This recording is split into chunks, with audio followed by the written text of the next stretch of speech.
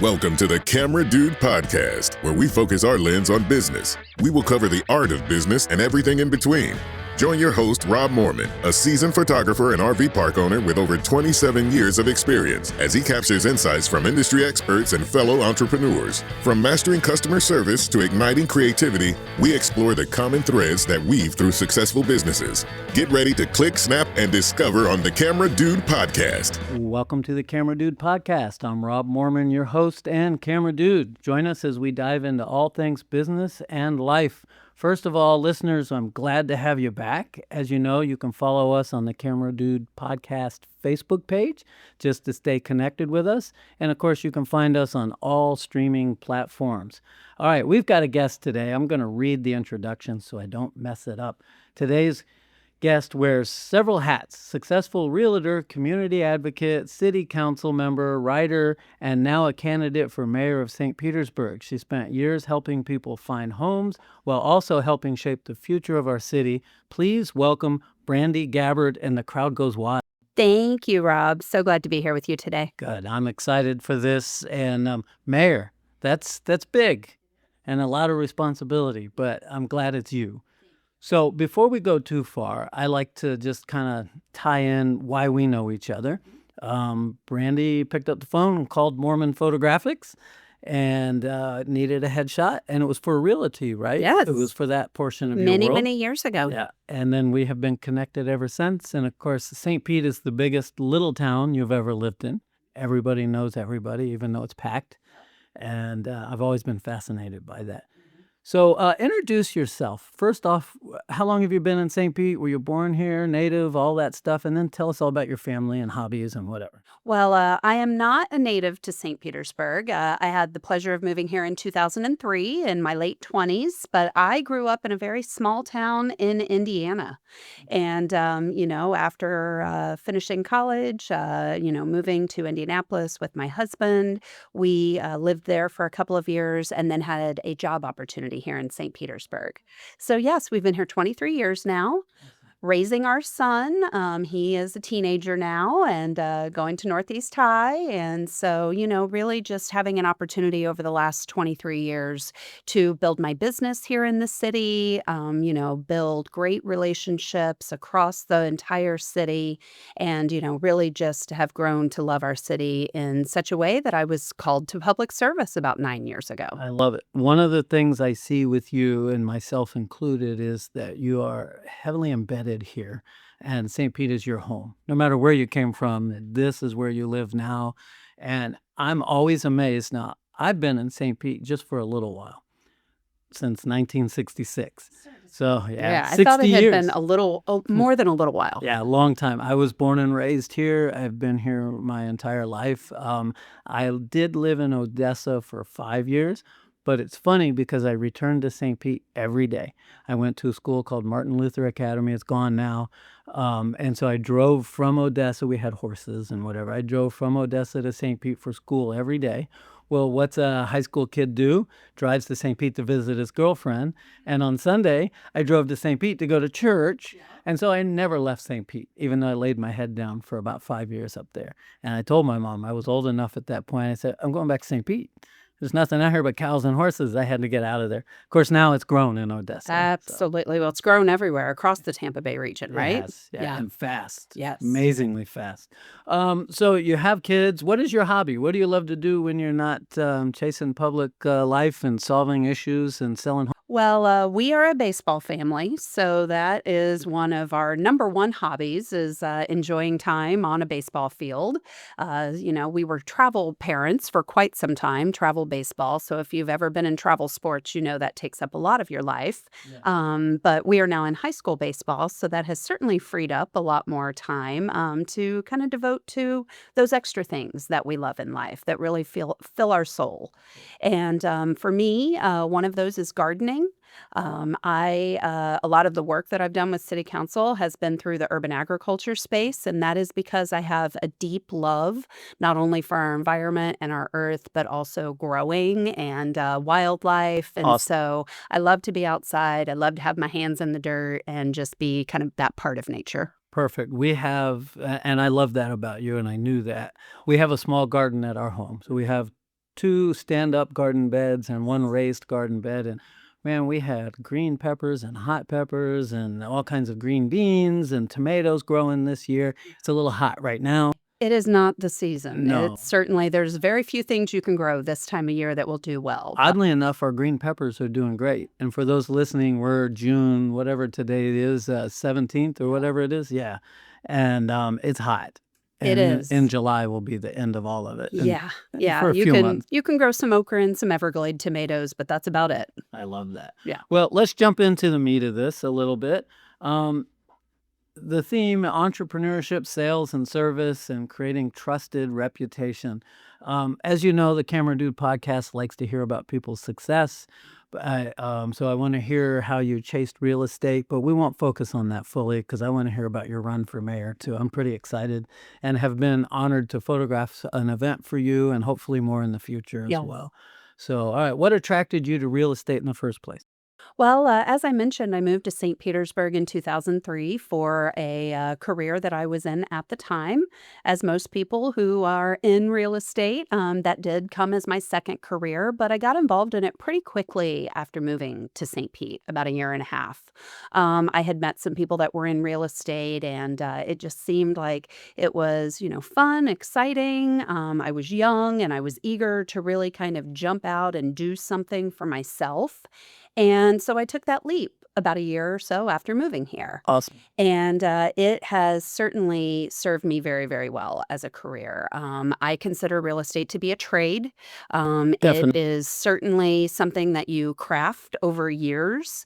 And those who have been in it long enough to know that it has ups and downs and it has cycles. But I find in those moments when it is most challenging, that is when you really sharpen your skills even more. I love that. There's something to be said for experience over years of service. Yes. It doesn't mean a new person isn't valuable. That's not true in any way, shape, or form.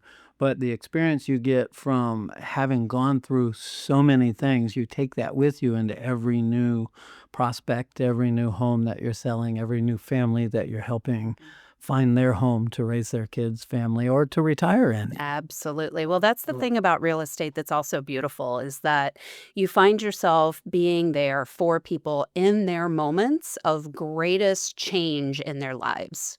You sit at people's kitchen table and they tell you what their dreams and their goals and their aspirations are. And they're doing that through the lens of home ownership. And that is so important to how we build community. And I think really has always been a guiding light for me is that, these are people's lives and the largest investment they're ever going to make. Yeah. And so important that you have the trust and that you are always listening to how you help them achieve those dreams and goals. I love that. So you're on their side. And personally speaking, it is their largest investment, unless they're in big business somewhere or whatever. But personally, that's their largest investment and commitment. And it's where And you, it sets their family up to Yes. really have, a different outcome.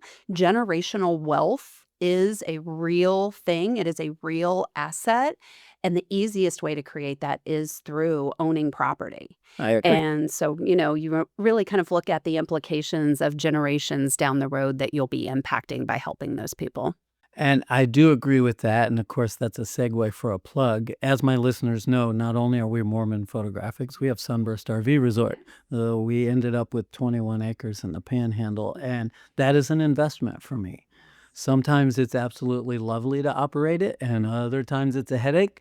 But overall, the aerial perspective is it's a beautiful place to go and visit. And at some point in my life, that's my investment towards retirement. And all Absolutely. of that, as well as all the funds that you have to retire and Yeah. that type of thing.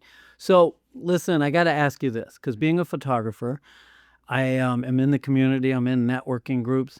There's 9 trillion realtors in this area. And so I always said to myself, I would never do that because there's so many. Yeah. However, I can say now there's as many photographers as there are realtors, Right. and we're still standing. But that was early in my life. That was my outlook because I love people, and real estate was an avenue to be able to help people make a living and all of that. What are you doing to stand out in the crowd? Well, I mean, certainly standing out is difficult in any business, especially businesses that are very saturated. I will say for me, when I was in sales, I'm a broker for a statewide real estate brokerage. So it's a little bit different of a role now. Okay. But when I was in sales specifically, really just making sure that you are the one who's coming to the table with the most education about what's happening in the markets, making sure you're doing your homework, making sure that you're always working hard, making sure that you're always prepared. You're negotiating on your client's best half and really making sure that you are the professional in that transaction. And what that does is that sets you apart and it gives that kind of word of mouth that all realtors would love to have. Because when I left sales, the majority of my business was a referral based business Okay. because I had worked with people over the years and they saw my integrity. They saw that I was in it to help them. Yes, it's a business. You have to make money. You got to keep a roof over your own head. So certainly there is that piece of it.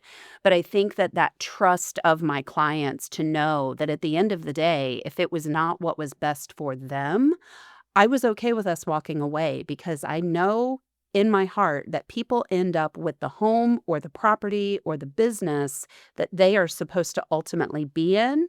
And it is your role as a realtor to guide them and help them achieve that. So I would say you just mentioned a lot of things: quality, consistency, service. You mentioned integrity. That sounds like a mayoral candidate to me, but that's in a few minutes. Anyhow, what I've noticed in business, the photographers that are successful in the Professional Photographers of America group that I'm in, are that they provide consistent service, quality, never changing, never back down. If there's a fire, they put it out before the client sees it. If the client does see it, they put it out and do more than they should, and what the client expects, I should say, and all of that. And you've done that. So for me, number one source of word of mouth is still networking. hmm How was that for you? Same? Yeah, absolutely. And I mean, even today, as I'm running a real estate brokerage, and as I mentioned, it is a statewide brokerage, we have goals for recruiting and, word of mouth and networking is important for those goals as well. I think that, your reputation and, how you interact with other business professionals is very important to the overall success of your business. And I'll tell you that even going through this mayoral campaign, I've hit up a few BNI groups, right? And gotten to know some individuals through that world. And I think that those relationships and the power of those relationships really will serve you well regardless of what you're doing. I love that. And consider this an invite. It's being recorded. I'm an NPI, Network Professionals Incorporated. And so if you want to come, we have 30 some in our chapter. Let me know in advance and we'll set it up. I'll let them know you're coming, and or if there's one I can't make, you can substitute for me. Yes, Do be your my commercial substitute. and your commercial. And then Absolutely. maybe we'll do that because you can get more in that way. I Sounds love that. good. Well, let's jump right into this. One final business question. Um, what advice do you have for your young self that you've sitting here today, if you could talk to yourself back then in business? Yeah, I mean, I really just think that if I wish somebody would have set me down then and really just instilled in me a few things that I try to instill in realtors that I train today, which is making sure that pretty simple. It's like the top three things. Every single morning, you're self-employed, get up, get dressed, go to work. Even though you're self-employed, Yes. get up, get dressed, go to work. 30 It's years. pretty simple. No. But when you first start and you leave that corporate structure Right. and now you're out on your own, it takes a little while to get used to that, right? It's kind of the same thing in elected service. Like Right. the 270,000 people that live in St. Petersburg are your boss, but they don't know if you're getting up and going to work every day. I'm getting up and going to work every day because I've trained myself as a self-employed person to do that. I love that. Making sure that you return your phone calls. Yes. It's not rocket science, but making sure that you are accessible to people, you are accountable to people, and making sure that when they do come to you for help, advice, critique, whatever that is, that you're open to that and that you always are receptive to that I communication. absolutely love that. Wouldn't you say, at least I do, that there's a level of sacrifice, personal sacrifice that's needed in order to get to success? The sacrifice isn't forever. Yes. It's for little spurts of time. Yeah. And then in the beginning, there's more of those. But as you've gotten established, there's less of that. And Yeah. of course, and, you know, You build your systems and you kind of get, I'm really good at calendar blocking. That's something else I try to teach agents is making sure that you're blocking your calendar.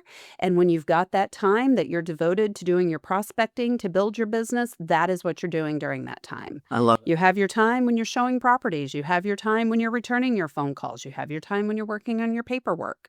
We are human and we only have so much time in a day.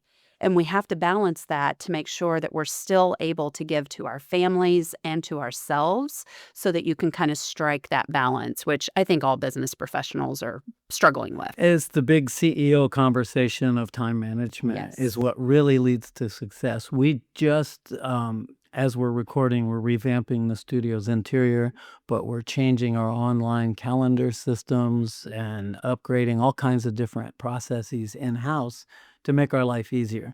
We were almost stuck in a rut. We were doing the same thing, and it was all digital. We were using technology, but it had become older technology. And I thought, how is everybody doing it now? What is this email? This guy sends me a link to book my own appointment with him. Yeah. And I'm like, wait a minute, I want that. So now we have it. Well, technology can be our friend, and it can be overwhelming. Like there's plenty of tools, and sometimes you've got too many tools in the toolbox when it comes to business systems.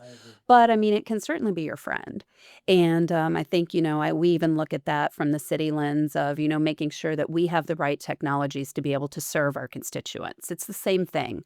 The tools not only have to serve you and your business, but they also have to be something that makes your client productive. Because ultimately, at the end of the day, everything costs money.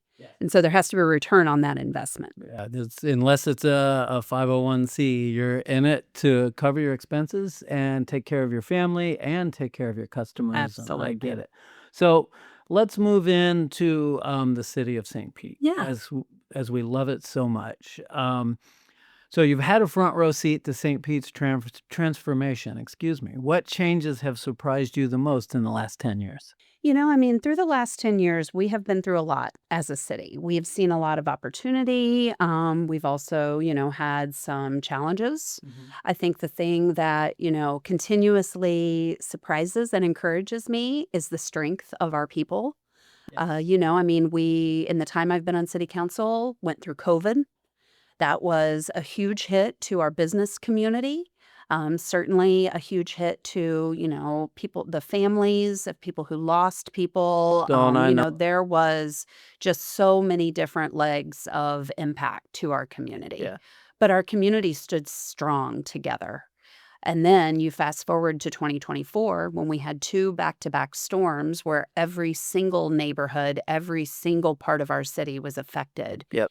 And I think that, when I'm having moments that are more difficult than others, I really go back and I think about those times when we stood together as a community. I love that. And you couldn't tell if it was someone with money or someone without money. We were all mucking out houses together. Yes. We were all helping to deliver food together. We were all trying to connect resources. And If I recall right, you were actually there in the muck, I was in it. hauling old furniture I was that's in been it. soaked and windows, and me too. I did it as well. But I remember you talking about that at the event we photographed, I think, and I was like, okay, I was there.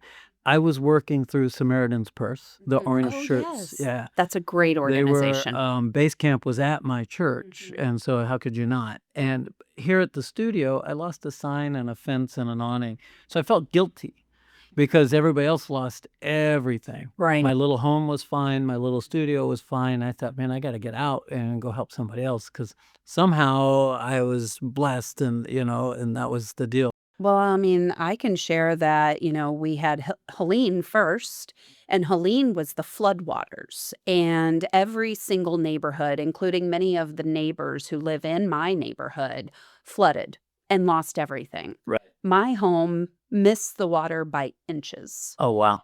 But then 2 weeks later, you talk about, that guilt filling, right? So, we're in for those 2 weeks, we're in the neighborhoods, we're working as hard as we can. Now we know the next one is coming. And so we try to prepare, we try to get people to a place where, they have safe shelter. We just do the best we can to get ready for that next one that's coming so quickly. During that storm, my home was damaged. And so, you come back from evacuation, you walk in and you see that now you have damage as well. Half of my house had a giant tree fall on it. And all the water that came from the rains came into my home. So while I didn't get flooding, I got it from the sky, right? And so, in those moments, what you realize is that none of us are spared. Some of us could be lucky for a moment, but at the same time, when our community is damaged, we all feel it in some way, shape, or form. I'm sure you had friends, you had family, you had customers, and that, I think, trauma that existed in those moments, that still lives deep within many people within our community. And I don't ever let it get very far from my mind because it is the resolve that we need to make sure that we are better prepared in the future. I still see some homes Yes. that haven't been able to fix yet for whatever reason. There's numerous reasons. So many reasons, yeah. And it's not any one particular thing. Actually, each home has its own story as to why, or a permit, or someone fell ill and they had to leave the house temporarily to take care of that, or, who knows? Well, and I probably look at that a little differently as well because I do have that real estate background. Yes. And I realize that, our homes and our businesses, whether we rent them or own them, that is our heart. That is, Yes. where we raise our families. That is where we build our businesses. And when those are damaged, it's more than just a property. It's everything that we have been working so hard for. And so I think I'm probably maybe a little bit more sensitive to it than others because I have been at the forefront of helping people build that opportunity. And then to be on the back end to watch them lose it and to realize that even 20 months later, we still have people that are paying rent and a mortgage because they haven't been able to rebuild for, again, whatever reason. And, people who really do still need us to be able to bring resources to them to help them rebuild their lives all this time later. There's two things that are happening. Some portions of it are lagging, and others were able to get up and rock through this and get back on their feet. And we're still healing from that. And there's some mental as well. So, Absolutely. and as you said, a home is our refuge from the outside world. You close that door and the world goes away. Right. You only let in as much of the world as you want in. And when it's damaged, you don't have that. Right. The refuge is gone. So I can see that. Let's talk about this. Let's see. What has made St. Pete, to you, in your opinion, so attractive? Because right now it's one of the fastest growing cities. It is. So, Yeah. I mean, in the time that I have lived here, we have seen our average age decline significantly. yeah. We have seen, more business opportunity come to St. Pete. But at the end of the day, just go outside. I mean, I always say, like, our weather is something that attracts people to us. Our beautiful environment is something that attracts people to us. Now, granted, we've got that pesky hurricane season that also, can cause some disruption from time to time, as we discussed. But overall, we live in a beautiful place. And people see that and people want to be part of that. But I also think it goes back to just really the energy that lives within our city. Yeah. This city has a heartbeat, it has a pulse, and it is different than so many other places that I you agree go. with you 1,000%. And people feel it when they come here.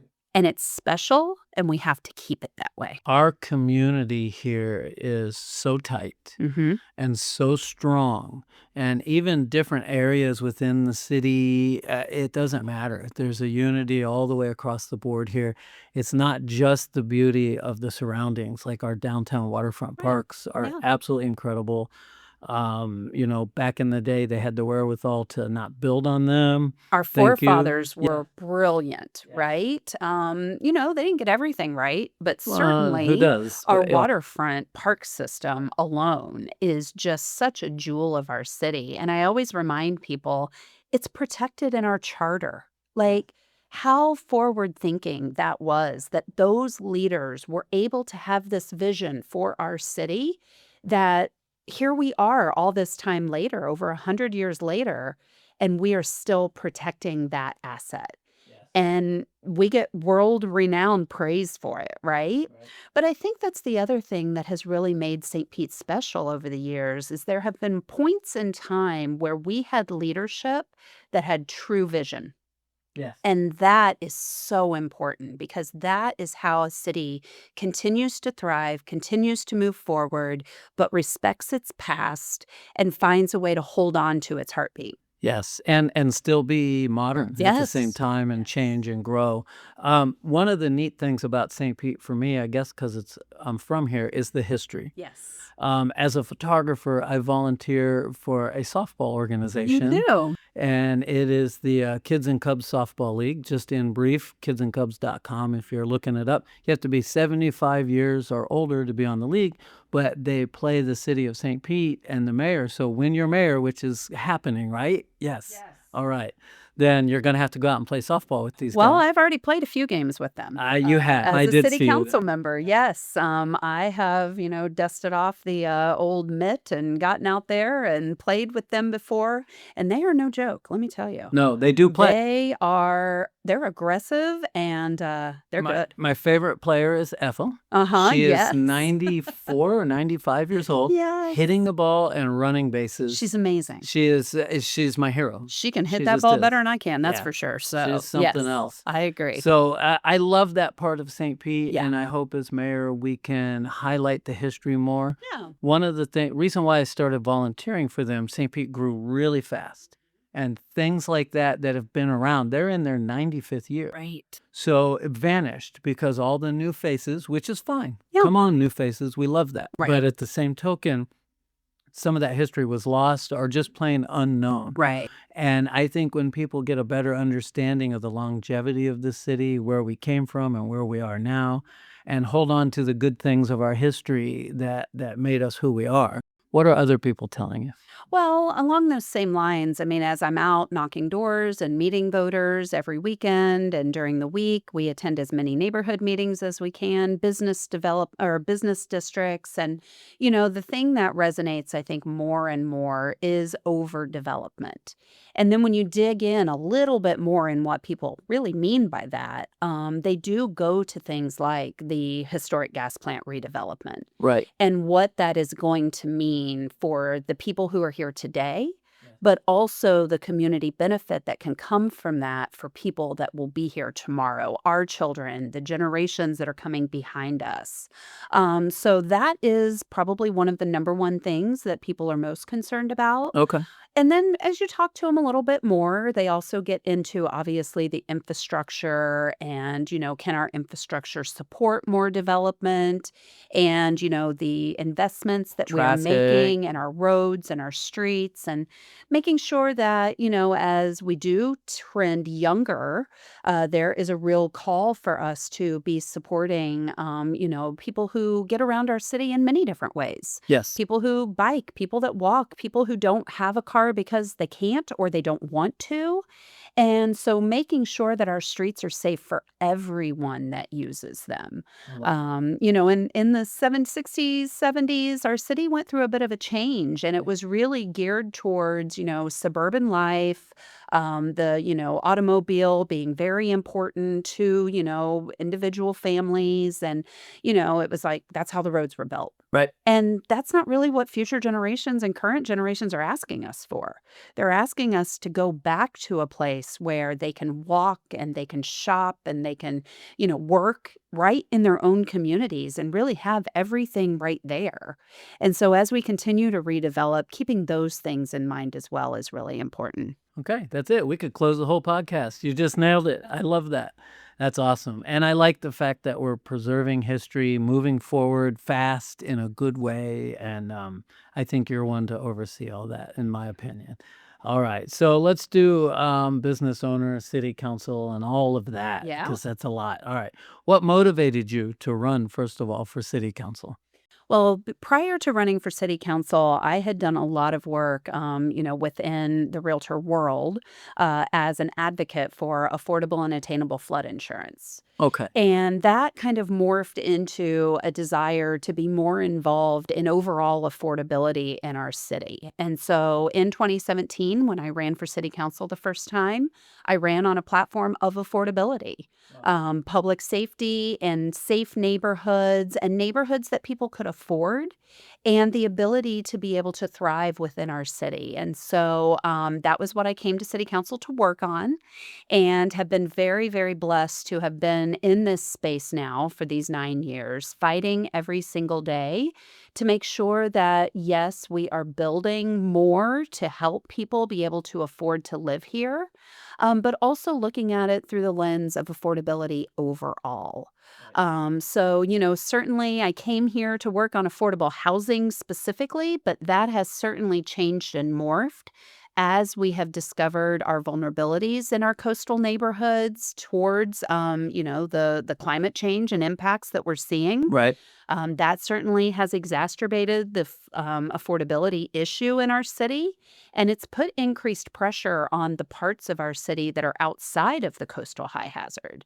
And so I've started to look at affordability through a much wider lens and also recognizing that we can't build our way out of this. We've got to bring good, high-paying jobs to St. Petersburg so that people can afford the properties that we're building.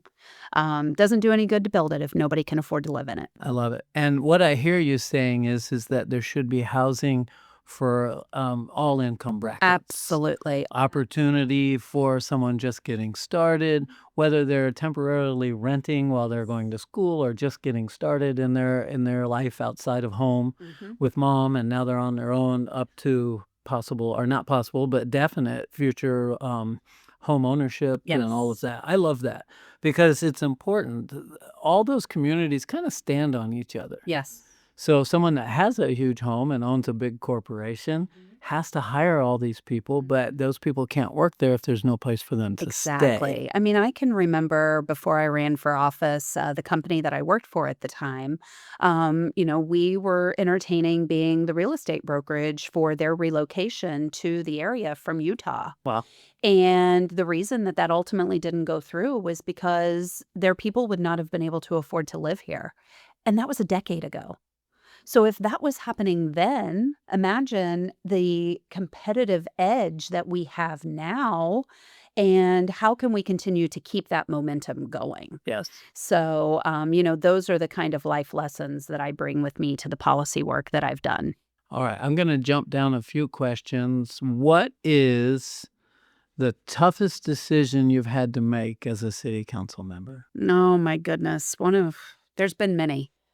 I think about, even as you talked about the raise and kind of going through that process. I was chair of city council whenever that began.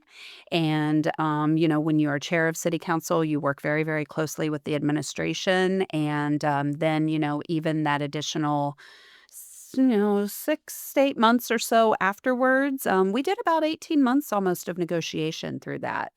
And, it was a very, very challenging vote. It was very challenging to look at all of the different aspects of the redevelopment, keeping the raise and the economic benefit of that, making sure that as we were building this entirely new community, that there were resources that I was fighting for, such as childcare, Right. grocery, the environmental aspects of the stadium itself. I was a big proponent for making sure that that could withstand a Category 4 hurricane and also still be able to be used afterwards as a resource center.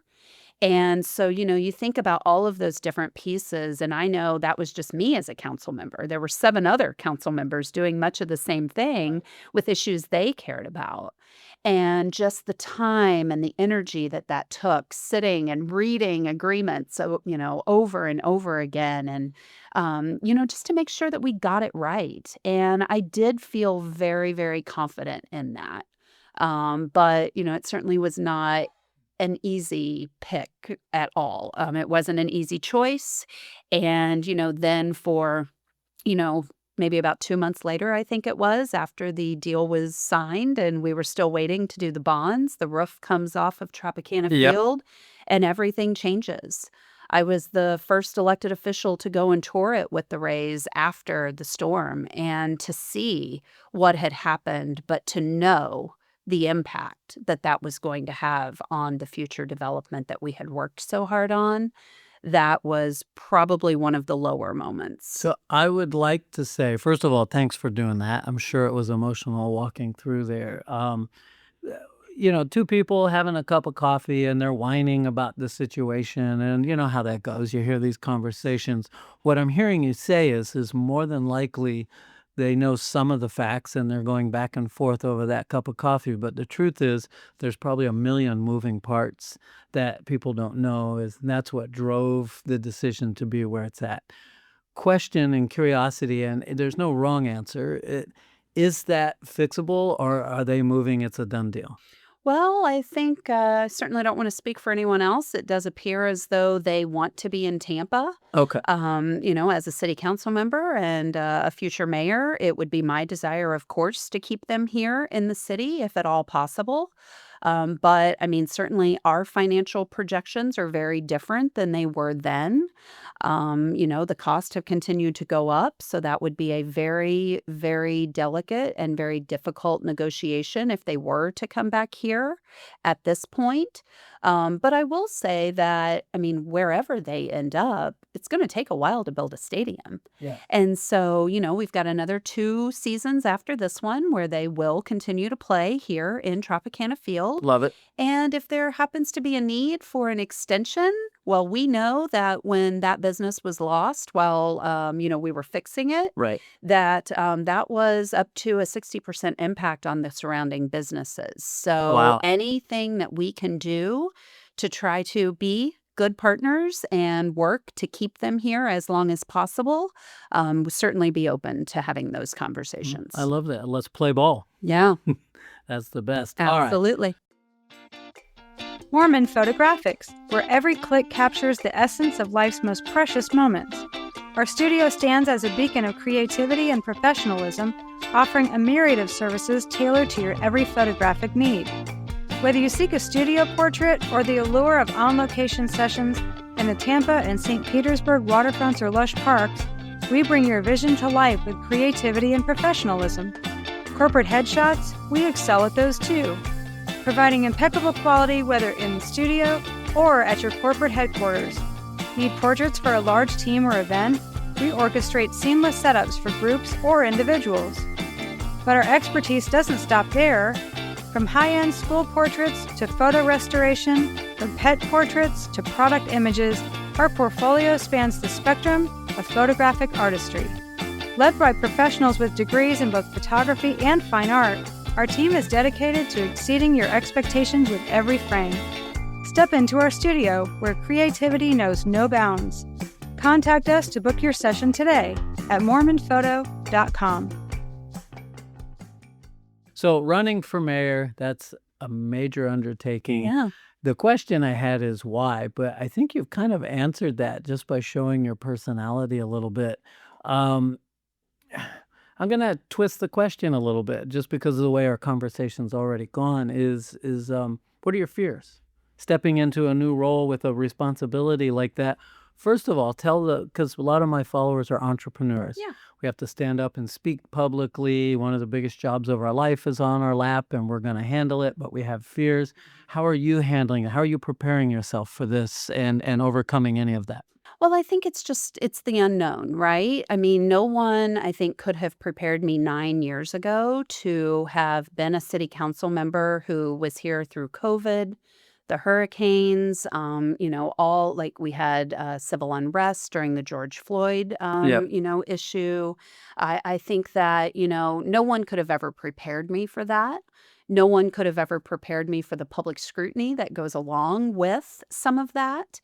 And those things, are my lived experience. And so I know 4 years or 8 years, there will certainly be challenges that we could not even dream of now. I think that the thing that guides me to being able to kind of overcome that fear and continue to move forward is knowing that I will surround myself with the right team, people that I trust. We have many of them that are working today in our city who love our city greatly. And I have a lot of trust and faith in our ability to work together to get through those things. But I also think that I rest a lot on my faith and my integrity. And so, when you have those things as kind of the cornerstone of why you make decisions, it makes it a lot easier to sleep at night. Yeah. People sometimes say to me, like, how do you sleep? And I'm like, I sleep because one, you have to sleep in order to keep going. People that say they only sleep a few hours a night, I don't know how they do it. Me either. I need my sleep. It is important to making good decisions. Me too. But I also sleep well knowing that I've always made every decision I could in the moment with the best information possible. Now, hindsight being 2020, could some of those decisions been made better if I would have known what I know today? Absolutely. But at the end of the day, when you're doing it out of a desire to serve and you're keeping your integrity intact, those are the things that help you get through those most difficult moments. So, I know that I'll be led to face whatever's coming forward. So when you're in office, Mhm. what's your to-do list for the first year? Oh, goodness. Well, the first thing is we are going to tackle our permitting system. We talked a little bit I'm about, clapping. yes. Yay. We talked a little bit about the hurricanes and, the rebuild and the recovery. And, these are issues that I was elevating even before the storms came. We really do need to get a tackle on our permitting system. There are some great ideas out there about how we can utilize technology, Right. how we can, support our staff in helping them be more nimble and be able to produce these permits faster. There are some great ideas for things that, we can really do to streamline. And so that is going to be one of the largest tasks that we take on immediately. I love it. The other thing is really just kind of rebuilding the culture of City Hall. I very much look forward to sitting down with each one of the administration and learning, what are your challenges? What are things that you have wanted to achieve that you have not been able to? What have been the things that have kept you from doing that? What is the culture of your individual administrative department? Because I think that we need a real culture realignment, and I think that comes from the top. Any company that you've ever worked for, the CEO sets the tone. Yeah. And that's what this is. This is a CEO role. It is. And so, I'm very excited about that and building that culture of accountability because ultimately that is what the residents are looking for. They want to have trust that even if they don't necessarily agree with the decisions that are made, that they understand why you made them and that they understand that you made them with their best interest at heart with the information that you had at the time. And so I'm really looking forward to restoring that to City Hall because that is something that our city team needs. That's something that the people of St. Petersburg need. And I think I'm the kind of inclusive leader to bring that. I agree with you. By the way, you said two things there. One is important. Because we're not a video podcast, we're high-fiving across the table right now. That was girl power to sit down with each individual department, find out what's wrong with the family and fix the family and bring about what's needed. I love that. But you also had mentioned things about business and preparation. And I love that because what I see you doing is bringing in your business world and your family life and all of your experience in work and all that all into one place to make this work. So change of culture is always, times change. We need to change. We've learned more. And one of the biggest things you mentioned, I think to the general public, not just those working underneath you, is communication. Yes. So the entrepreneurs that follow me know I believe in putting out fires. If you're doing a project for someone and it's taking longer than normal, reach out. Yes. Do a video, have a TikTok for you as mayor or whatever platform you choose. And you would get out there and say, okay, we are going to build this, but it's taking longer, but here's why. Right. And in the long run, it's worth the wait because we're doing this. And I think that's one thing anybody in a political position, many, not anybody, neglect. Yeah. So if I'm in business and I tell my client that we're going to turn around the event images that we did for them, we've got 3,000 images and our internet went down, or we had a hurricane and they're from another state, which happened, Yeah. I have to reach out and go, we are way behind. So I have hired another photographer in another state. I, Dropbox those images to them. They're getting them ready for you. I made that sacrifice. Didn't make anything on that job because I paid this other person all this money. But I got my client taken care of. But that was communication that drew Right. that around. So it feels like you're going to do that. Absolutely. I mean, that is one thing I've definitely learned being in city council is that sometimes you have to communicate even when you know that people are not going to be happy with the answer. Yes, of course. And you have to work with individuals and with groups that maybe don't necessarily agree with you. And that's okay too. What I have found in those moments and typically what I have done is I like to, in business, we call it eating the frog, right? Yeah. That's the thing you want to do the least is the thing that you have to do first because it's that unknown. Oh, this group doesn't agree with me, right? They might be critical of me. They may not like what I'm doing. They may go out onto social media after this meeting and they may talk about me. So I'm not going to talk to them. And I think that is a mistake. I think that when you go and you have these conversations, what you find is that what you really agree on is the goal. And if you can figure out where you agree, that is where you can begin to work. And from there is where the best policy happens. And so I think it is important as leaders that we are not afraid to talk to people who we know don't necessarily agree with us.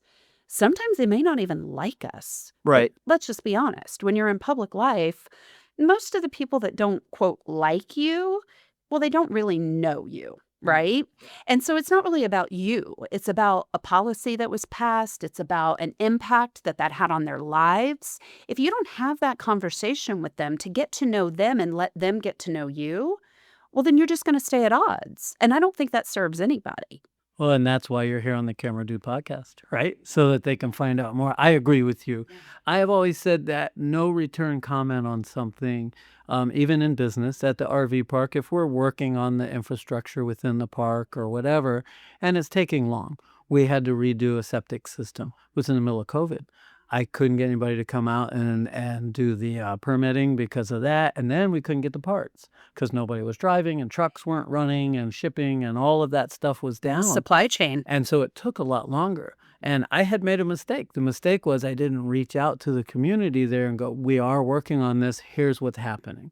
And instead, the mind wanders in each individual, and then they sit around the campfire and they're all chatting, and then that becomes fact. And so but it's not actually fact. But in their mind it does because they've heard it time and time, and that was my fault. Well, perception is reality, right? Right, exactly. And it's human nature. I tell our teams all the time, because I work very closely, especially with like our stormwater department, because that's an issue that is very dear to me. It's a huge issue. Resiliency planning and infrastructure funding is something that I work on consistently because it dramatically affects the district I represent. But again, a citywide issue. And I say this to them all the time. If any of them are listening, they will probably laugh when they hear me say this. I love it. When we don't tell our story, other people will. We have to tell people what we are doing, why we are doing it. That is such a simple thing. But a lot of times we get busy and maybe we just kind of forget, right? We're in the weeds. We're just getting it done. We have a fantastic marketing department. We need to be working with them to make sure that they're helping us get that word out. But if we don't tell our story, someone else will. And so don't be afraid.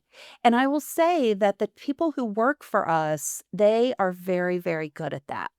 We need them to have leadership standing next to them while they are doing that. That is not only important for a city, but probably one of the biggest business nuggets that anybody listening could get. And there's the world of business is made up of small companies like mine. It's huge, and St. Pete is definitely full of them.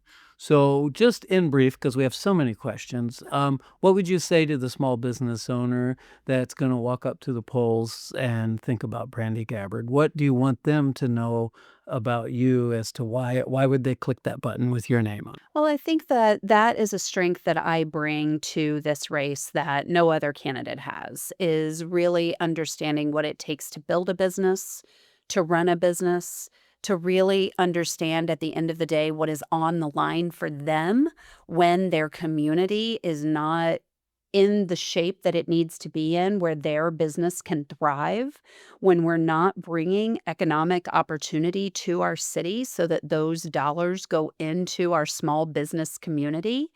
And I am that person. I understand it intimately. I know what it feels like to be in business through a recession. I know what it feels like when the phones stop ringing. And I'm always going to carry that with me through everything that we do. Part of my platform is how we support small business. How do we support our small business community in the wake of everything that they're dealing with? How do we give them more tools and more resources and connect them so that, those things that a lot of business people aren't great at, maybe they can find other resources to help them with? Yes. How do we work with our, universities and our colleges to make sure that we are building a talent pipeline so that when you create your business, you can hire people from right here in our city? I've been working on a workforce initiative for quite some time to bring a state-of-the-art elevation and mitigation curriculum to St. Pete College. Awesome. And that whole thing is like really geared in, we want people to create more of these businesses. We need to train up the people so that they are ready to take those jobs whenever they start them. Something I think, because I'm own 3 small businesses, the idea would be is, yes, all those resources are a need from the city, but as a business owner, I feel like most of us aren't takers only. We would give back to the city on a regular basis, not only by providing jobs and whatever, but services, sometimes volunteering at And events and all mentorship, that. right? Mentorship, right. Because I don't know any successful business person, myself included, that has not had a mentor over the years. I have. He was on my podcast a You few months. mentioned him to me earlier, Yeah. right? And so I think that that's the thing, is like no one starts businesses really from scratch. A lot of times maybe your idea comes from scratch, but it's the systems and how you go out and get business. You learn that typically from someone else.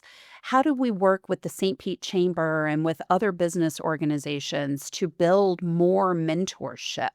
There's already a lot of that happening organically. And I think having a mayor that understands the importance of our small business community and that ecosystem will be really, really important to how that succeeds. Somehow grafting mentorship into the networking community is the best way to be. Young entrepreneurs are there, they're trying to network, somebody's there to mentor. Getting maybe SCORE involved or somebody like that is always I had used them in my early years right off the bat. So, all right, real quick, anybody in St. Pete, they're going to the polls. So we asked about small business owners, but now it's everybody. What do they need to remember about Brandi Gabbard? What is it that they're going to think about that makes them want to click that button?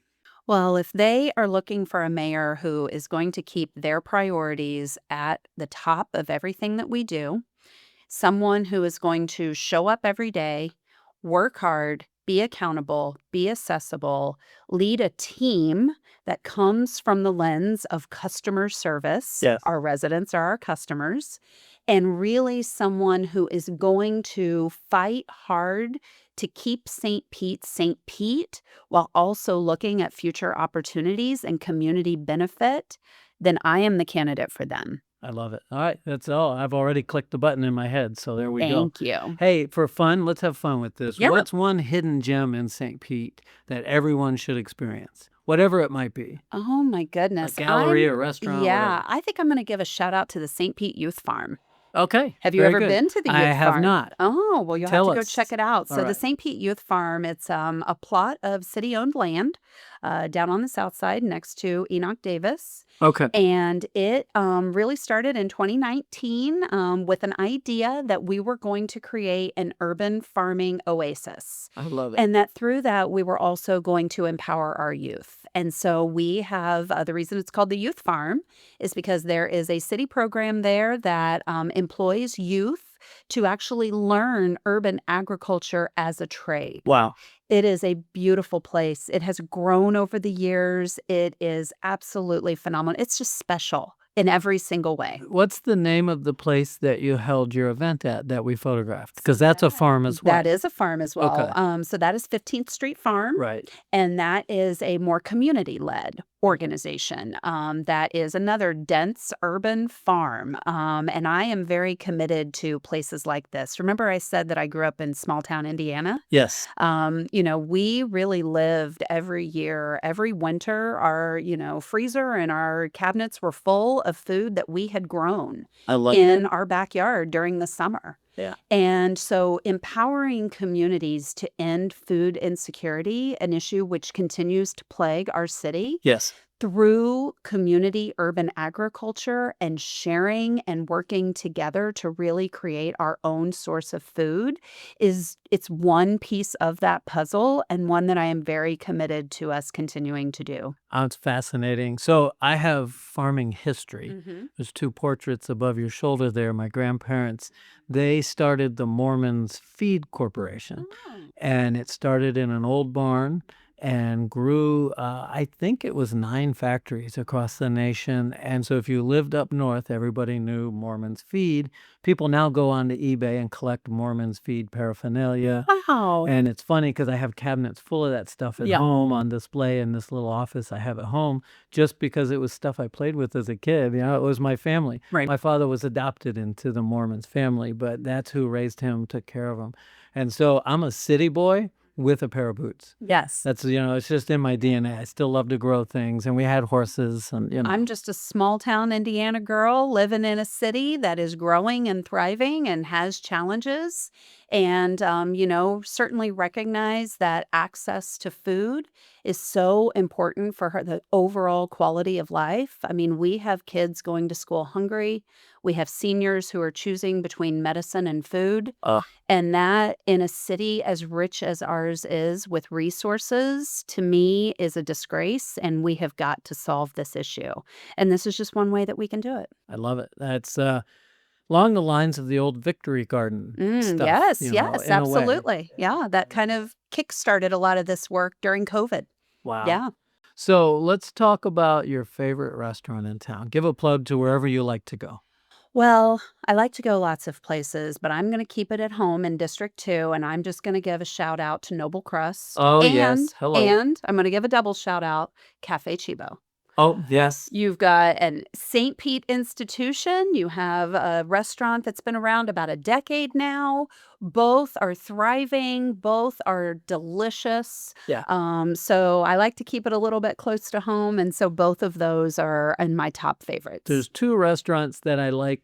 Their food is great. I eat really healthy, so I don't always go there. But their history, the El Cap. Oh, yes. And, of course, Chataway's, which has found new longevity. Yes. And Ferg's. Yes, Ferg's is going to buy up the Chataway, so I've heard. That. So Chataway's, yes. what, 100 years, 90 years? I don't know It's what great. it is. A long time in St. Pete. Yeah. And I mean, I don't think there's anyone in St. Pete who's been here very long that doesn't have a great memory at either one, El Cap or Chataway, right? It was always my favorite thing because I have fish tanks at home. I would go to Chataway's and I got to go check out the koi in the pond there. Right. Yeah. I love that's what keeps St. Pete special. If you had to have dinner with a historical figure of St. Pete tonight, who would it be? A historical figure of St. Pete. Well, maybe Corinne Freeman. Oh, tell us more. Yeah, so Okay. Corinne Freeman, she was technically the first and only female mayor of the city of St. Petersburg. Now, this was back whenever the city council, we had a strong city council form of government. We were a city manager type government. Okay. We didn't have the strong mayor form that we have today. But she led our city for quite some time. I've done some research on her, some, good, some not so good things that happened during that time. But I would just love to know, especially in those days, how it was for her to be a female leading the city. Yes. I'm sure that will had its challenges, certainly at times, and so just really how she navigated that as I'm looking at moving into this role. Well, and I'm sitting here surprised. I'm glad you brought her up Yeah. because apparently we don't hear about her enough. Yes. You hear all Women's these- Month, I did a piece on her in my newsletter because I'll look for it. I Okay. wanted people to be able to know that, there was this historical figure who was the first in our city. I love that. Yeah. All right. Well, you're going to own the position. I know that. I can't say it enough, so I'm excited about it. All right. When you're completely unplugged from politics, what do you do? Where do you hang out? What's your absolute favorite? Kayaking? I don't know. Water skiing? What do you do? Yeah, we do like to be on the water. I'm certainly, I come from landlocked Indiana, so we certainly still enjoy just the fact that we can go right outside and like be near nature. It's fantastic and be near the water. But I'm a bit of a homebody. Oh, I love I it. really am. I think especially the older you get, right? Right. But you're not that old. Well, I You're did not. turn 50 this year. That's not So, old. yeah, That's still someone I don't with feel it, right? good. Like still a lot of energy and ready to go all the time. You have a So, yeah. lot of energy and a lot of knowledge and Thank you. experience Yeah. behind that, but young enough to understand both the age groups in the world, if you will, and all of that. Yeah, So I'm I a think that's young important. Gen Xer, so Yes. yes, All right. yes. But no, I'm a homebody. I do like just spending time. I love to cook. My husband, we both cook. I'm not much of a baker. I'm more of a chef. I love to cook too. But love to cook. I find it very therapeutic. What's Love your listening to favorite music. dish? Oh my goodness. Hard to say. Anything with bacon in it, I think, always has Always. a Yeah. good Okay. kick. And if I've got something growing in the garden that I can make, Yeah. I like that too. Okay. But yeah, I love to cook. I love to be home, just really spending time with my family. I'm so blessed. My husband and my son, we're so close and we have such a great relationship. So anytime that I can just wind down, hang out with them, hang out with friends, I I'm find happy. that home is more important as time goes on for me, Yes. just for the piece of it all and all Absolutely. of that. So you said music. I am an old hi-fi kind of guy. I have a buddy who rebuilds old 80s and 90s high-end hi-fi systems, Mhm. and I missed it. I only had about 10 of my 800 records that I used to have left, and I kept some that I don't know why they were Yeah. important to me or We so. have we have a small record collection ourselves. So I was like, I want to hear those again. 'Cause I didn't have anything to play them on. And so I call him, hey, buddy, boom, boom, and whatever. And next thing you know, I'm coming home with a whole system. That's how it happens. Yeah, but I love it. It's one of my favorite places to sit. Yeah. And I like the fact that I'm turning vinyl because it's unplugged. Yeah. For a while. I stream as well. I bought a device to hook Absolutely. to that old system. so Anywhere I you can stream. listen to music, right? But I yeah. still have my 90s CD collection. I Now, love it. I don't have a CD player. I need to get probably one of those. You do. But I still have the collection. Okay. And even my teenage son, he likes to sit in the front room So, and I'm listen guessing. to vinyl. There's probably some Madonna in there. No, No, there isn't. oh, I was way off. Yeah. What's your most cherished CD? Oh my goodness. Well, my husband and I were married in Jamaica. Oh, okay. And our wedding song was Stir It Up, Bob Marley. So we have Bob Marley, we have, Dave Matthews. I have a little bit of everything. All of that. Yeah, a little bit of everything. But I certainly was a child of the 90s. So, that 90s era is. Our dance song at our reception was a Bob Marley song. Oh, there you go. So there you go. There and, you go. And we honeymooned in Jamaica. So Oh, we didn't get married there, so we but have that honeymooned. in common. Yes. That's really yes. cool. All right, let's jump into some other stuff. Time is moving on here. It goes so fast, doesn't it? especially Certainly when you're does. having fun. Yes. All right. Who has been one of your most influential mentors? Just kind of quick, drop a bomb on that. Yeah, I've had several mentors over the years, mostly in business, but I will say probably my grandmother. Probably the biggest influence on me, and not a mentor in like a business way, but really in, life and how you have to work hard every day, be kind to people, not be afraid, speak your mind, but be, gentle about it. And so she's no longer with us, but she's with me every day. I love that. My grandparents are as well. I have none left out of all of those grandparents. And then Special, aren't they? I had step grandparents who they're family. Right. They weren't really step. To me, they were all family, and everybody's gone on now. So it's one of those things. All right. Well, let's look here. Tell us about a setback, something that ultimately became a blessing. What was some of the, in business, there's struggles day to day. What what can you share that's something you had to overcome? Yeah, I mean, certainly, I think back on, a couple different companies that I worked at, and, one in particular where I, you know, kind of changed my own business perspective, and that was not embraced by the owner of the company at the time. I kind of wanted to take a different approach to my business, and, it made me question the decisions that I was making at the time because this was someone who I looked up to and certainly was hanging my license there because I respected their opinion. Ultimately, I did end up moving forward with the decision that I had made, and it worked out for the best. But it gave me a lot of pause when someone that you consider to be a mentor and a friend and a respected business person doesn't agree with the way you think that you should move your own business forward. Wow. But I think again, you've got to kind of have the drive to keep pushing Did forward. you find that maybe fear, if maybe it wasn't fear, but angst and some negative energy, even though you cared for that person, you had a Yeah. difference, did you use that energy to help you move forward? Well, certainly. I mean, anytime I think that, those of us who are brave enough to be entrepreneurs, a lot of times you're driven by, well, somebody thinks you can't do something. It makes you kind of want to do it even more, Yeah, right? that's me. Like, yeah, yeah. And that's that entrepreneurial spirit of like, oh, you think that we're down, but no, you haven't seen anything yet. So, yeah. Entrepreneurial spirit or hard-headed? I don't know which, or maybe both. Well, I am a Taurus, so, Oh, there you go. I'll admit that's I'm an the way it Aries. goes. I'm an Yeah. Aries, so then that comes with the handle too. All right, so in your public life, what do you do? And you've mentioned it kind of, but to handle scrutiny, criticism, and especially from the public, when your heart's for them, but Hmm. they don't see it. Yeah. How do you handle that? What is your go-to? I mean, it's certainly tough. I've had some dark moments, kind of, I think being misunderstood sometimes. But at the end of the day, again, I mean, I've got beautiful family and, friends that I can talk to about these things. And I think that sometimes you just kind of have to remove yourself a little bit from it and realize that in those moments, it's probably not necessarily about you. It's about what those individuals are going through. Right. And if you can kind of learn to separate that enough to put a little daylight between that, it helps to kind of reset, refocus on why you're doing what you're doing and continue to try to move forward with those individuals' best interest at heart. It's not easy.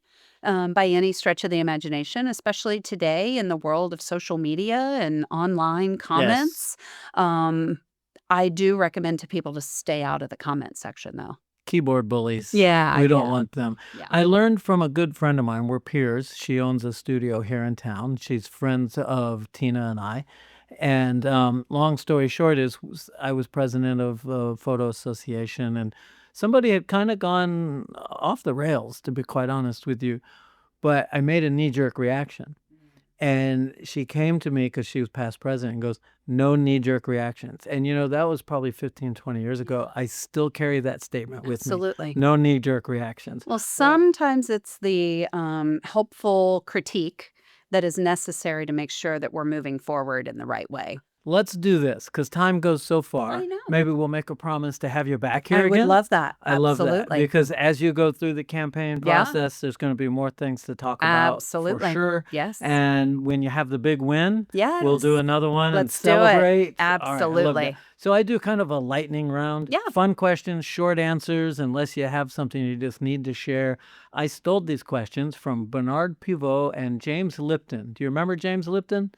Inside the actor's studio. Yes. And I just loved it. I took out one question because it was, what's your favorite curse word? And I don't, Oh, yeah. I don't want that explicit sticker on my podcast. So I took it off. All right. Although I did have a guest that knew the questions by heart and said you forgot one, and they did it. Oh, I beat them. That's funny. I did. I beat them. All right. So what's your favorite word? Oh, persistence. Oh, I love that. Yeah. Okay. What's your least favorite word? Toxicity. Nice. I like that. That's the first time I've had that. I've had things along those lines, but not said like that. All right. What turns you on in life? Excitement. Just passion. I love that. I'm very passionate about people that are passionate about something. Yes, whatever it is. Photographers are that way. I used to scuba dive. Divers are that way. Artists, musicians. There's people like that. So what turns you off in life? Negativity. Yeah. Yeah. That's a given, isn't it? Mhm. And Negative energy. keyboard bullies. Just Did I say people that? in life that look at the world negatively. There's so much beauty. I try to find a way to minister to them and remember that maybe they're going through something. Absolutely. And they're carrying a burden that I You don't never know what understand. someone else But is I- going through. But it's still not fun to be around. I understand exactly. that. All right. What sound or noise do you love? Probably my son's voice, my son's laugh. Oh, how cute. I Yeah. love that. That's awesome. How old is he now? 15 now. 15. Yeah. Crazy. All right. Time really does go fast. Mhm. What sound or noise do you dislike? Oh, I had this not too long ago. I was at a conference and they had a gong. They were like getting speakers off the stage with a gong. I did not care for a gong and a microphone. I don't think that I was would like that terrible. either. Terrible. Used to be a Yes. gong show in the 70s. Yes, there was. Yes, No, not Let's for me. not go back that far. Not for me. All right. What profession other than your own would you like to attempt? I think we already know. Oh, well, yes. I certainly, am in this world now of public service. But I mean, little known, well, maybe not as little known as it used to be. I actually went to college for musical theater. I wanted to be on Broadway. I love So, that. All Yes, right. yes. That was my dream. So sing us something. I'm Oh, no. kidding. No, I'm we're going kidding. to spare everyone on that All today. right. We're not warmed up. I tried. All right. Last question. And then we want to find out where we can find you after that. What profession would you not like to do? Oh, my goodness. I don't think I would like to do anything that is like in the healthcare sector. Agreed. Because really probably for the fundamental reason that I don't do well with blood. So I Yeah. think that would probably be a downfall. So yeah. I love my dentist. I respect Thank him God fully. for them. But I am not sticking That's my not hand me. in people's mouths all day long. That's not me. It's not happening. Mm-mm. Mm-mm. No. Nope, I want to quit that. Well, Brandi, before we leave, Yes. right into the mic, tell everybody how they can find you, where they can learn more about you and connect, in your city council position now, but also find out more about your mayoralship. I can never say that. Yes. And so how can they find you? Yeah, so we are on both Facebook and Instagram, so people can reach out through that. On Facebook, we also have our city council page, so people can keep up to date with what's going on with city council, because I am still a sitting city council member until the end of this year. So we have all of those social media channels, but then for the website, it is Brandi4, that's the number 4, Brandi 4, stpete.com. I love it. That's awesome. Well, thanks for being here. I'm excited. I look forward to watching this process go. And as you know, we're here to help you. So to our listeners, thanks for hanging out. The Camera Dude podcast is here for you. Remember, always reach out to those who have paved the way ahead of you. They are an incredible resource. Until next time, stay safe, be peaceful, and always look up for directions in life. Catch you on the next Camera Dude podcast. Thanks for tuning in to the Camera Dude Podcast. Don't forget to visit us at cameradudepodcast.com for more episodes and exclusive content. Connect with Rob Moorman on moormanphoto.com to explore his professional photography. And when you're ready to hit the road, make memories at sunburstrvresort.com. Until next time, keep capturing moments and chasing dreams. See you on the next episode of the Camera Dude Podcast.